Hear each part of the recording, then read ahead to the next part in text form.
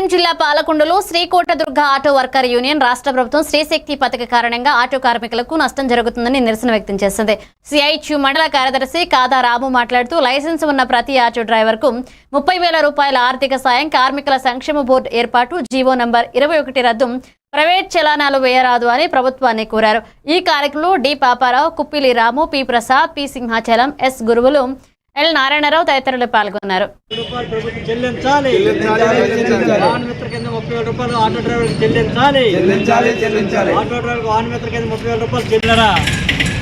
ఈరోజు రాష్ట్రం మొత్తం మీద శ్రీశక్తి పేరుతోని కూటమి ప్రభుత్వము బస్సుల్ని ప్రవేశపెట్టింది.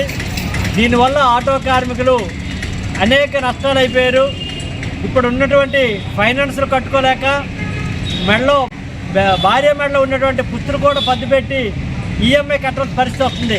మరి రాష్ట్ర ప్రభుత్వం వెంటనే స్పందించి ఇటువంటి పథకాన్ని తొలగించాలి, లేదంటే ఆటో కార్మిక న్యాయమైన పద్ధతిలో ఒక న్యాయం చేయాలని చెప్పేసి మేము డిమాండ్ చేస్తున్నాం. ఇప్పటికే 30,000 రూపాయలు ఇవ్వాలని చెప్పేసి వాహన మిత్ర కింద 30,000 రూపాయలు ఇవ్వాలి. ఇండివిజువల్గా కాకుండా ఓనర్ ఎవరో 4 ఆటోలు కొనుక్కొని దానికి డ్రైవర్కి వెళ్ళే డ్రైవర్కి కూడా వాహన మిత్ర వర్తింపు చేసేటట్టు ఉండాలి. అనేక ఆంక్షలు కూడా పెట్టారు. అటువంటి ఆంక్షలు కూడా తీసేయాలి. భూమి ఎంత ఉండకూడదని చెప్పి 300 యూనిట్లు ఉండకూడదని చెప్పి ఈ విధంగా పెట్టడం కూడా దుర్మార్గం. దీనివల్ల అయితే అనేక మంది ఆటో కార్మికులు నష్టపోతారు. ప్రభుత్వం స్పందించి దీని మీద సమగ్ర పరిశీలించి అందరికీ న్యాయం జరిగేటట్టు చేయాలని చెప్పేసి ఆటో యూనియన్కి మేము డిమాండ్ చేస్తూ ఈరోజు అనేక ఆంక్షలు పెడుతుంది.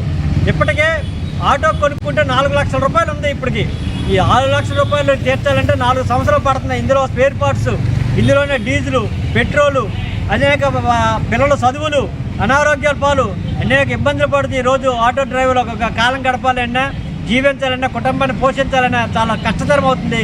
కనుక ప్రభుత్వం వెంటనే స్పందించి ఆటో కార్మికులందరూ కూడా సమగ్ర పరిశీలించి న్యాయమైన సమస్యగా అందరికీ ఆర్థికం అందేటట్టు ఉండాలని చెప్పేసి మేము డిమాండ్